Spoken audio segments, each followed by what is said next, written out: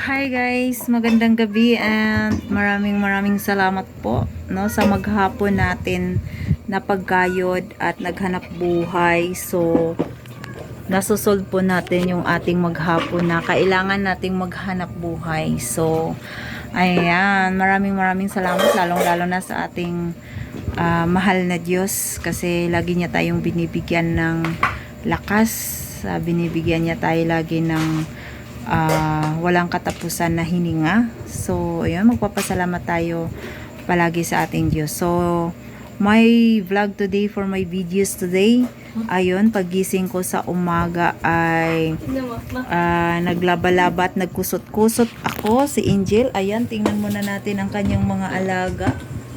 Ayan, ilang pusa yung pinapakain mo? Ilang pusa yan? Bilangin mo. Isa, dalawa, nasaan yung maliit? Isa, dalawa, tatlo, apat. Apat lahat yan.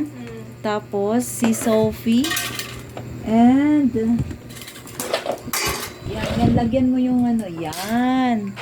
So, ayan na guys, nagpapakain na ang ating Angel Putput. Kasi kararating lang din namin.